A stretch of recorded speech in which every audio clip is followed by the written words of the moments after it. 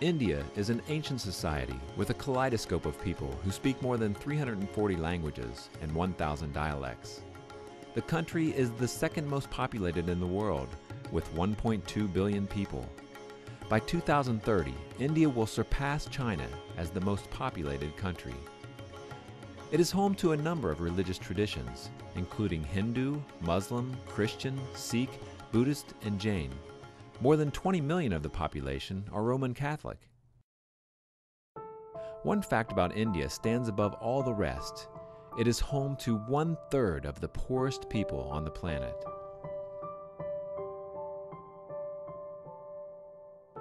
The Marianists came to India in 1980 because they felt called to share their love and concern for the poorest of the poor. The challenges of poverty in India start in rural villages where drought, lack of education, job scarcity, and a burgeoning population are overwhelming. Stories of a better life in the city lure young people to leave their villages to find work in the big cities of Mumbai, Delhi, and Bangalore. But with little education, no job skills, and no family to watch out for them, city life is dangerous, and the slums, where most end up, are unimaginable. What happens with people when they move to the city, they don't have an education and they don't have any skill. And so they migrate to these slum areas, and for some of them, they become what they call rag pickers there.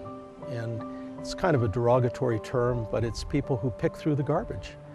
And they look for pieces of plastic or anything that they can recycle. And then they take these to collection centers and they're given some small money for the things that they're able to pick during the day. But it's a horrible profession. And it's not only the parents, but it's also the children, and children are born into that. And you have these little kids picking through garbage, trying to find plastic bottles or plastic caps or pieces of cloth that then can help the family to get something to sustain themselves. Well, it's not much of a life. After arriving in India, the Marianists settled in two main locations: Bangalore, a city in southern India, and Ranchi, a city in northern India. They focused their efforts on education and job training programs. To address the most pressing needs of the poor, the Marianists adopted two strategies.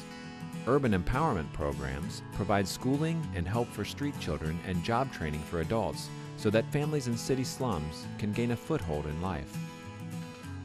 Rural empowerment programs provide formal schools and training programs for children and families in small towns and villages.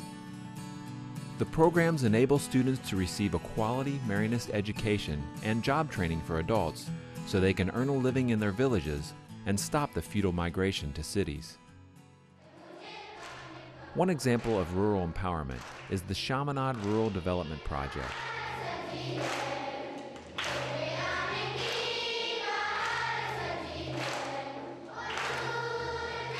Well, the Chaminade Rural Development Project is a project that is centered in a place called Binda. It's a very poor rural area, and several components to it. We have a primary school. Primary school was there for many, many years, and it was a series of ramshackle buildings. The brothers, in the last number of years, have been able to build a really very fine facility, and children there, I believe, run K through 6 or 7 now. So we're dealing with the young children. Those kids also get a hot meal every day, and they've just recently begun a hostel facility so that children don't have to trek in from the rural areas every day. To empower the villagers of Binda to become self-sufficient, the Marianists started job training aimed at helping young women.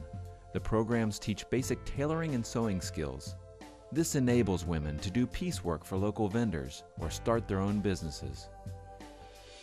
The Marianists also started self-help groups to teach villagers about saving money and starting businesses. They recently opened a lab to teach basic computer skills. The Rural Development Project touches the lives of more than 21,000 people. The Marianists started working in the slums of Bangalore in 1992 and in Ranchi in 1997 through REDS, an urban empowerment program with drop-in centers designed to help street children. We bring them into the centers and they can come for a day or 2 days or 3 days and they find out this is safe.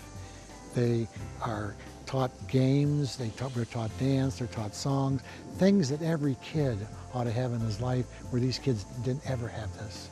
So they're taught to play, number one, but they're also taught basic English, basic math, they get health care.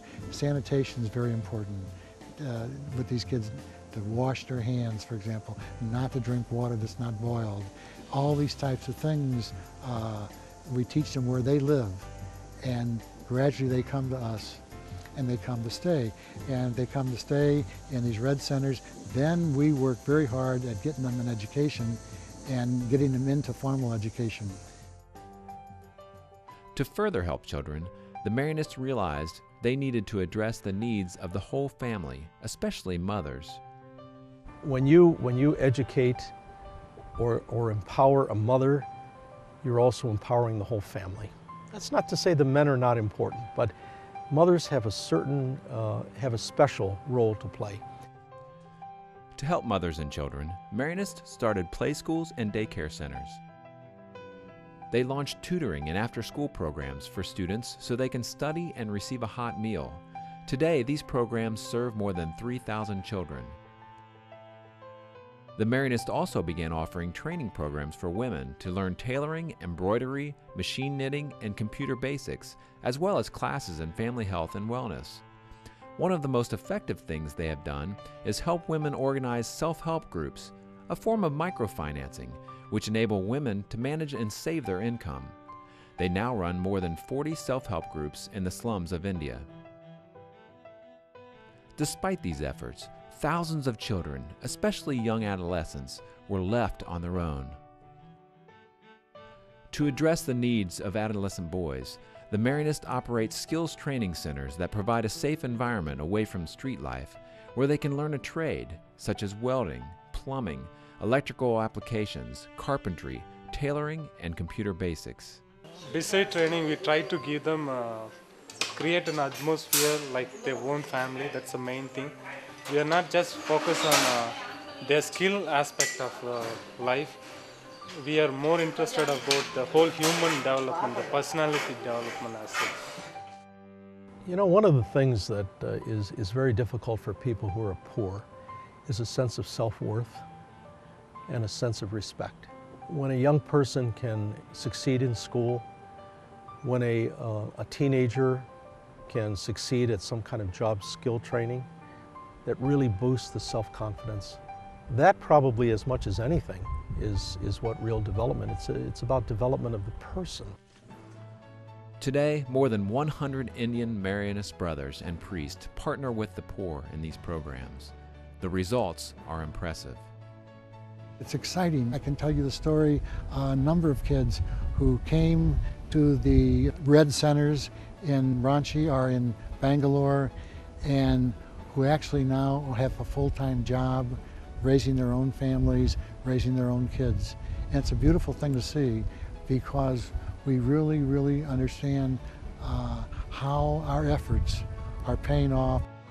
Not everybody can go to India, but people can certainly be aware, first of all, be aware of our Catholic sense that we have a responsibility for everybody in the body of Christ, to pray for a more just world and a more fair world, to be more sensitive to how we live and the standards that we have for ourselves and how we use and very often abuse the abundance that we have, and not to take it for granted. And then to be generous. I have found people have been extraordinarily generous, and people there know that, and they really appreciate. And all I can say is a little bit goes a long way. That kind of support really encourages us and allows us to service the people there and to help them.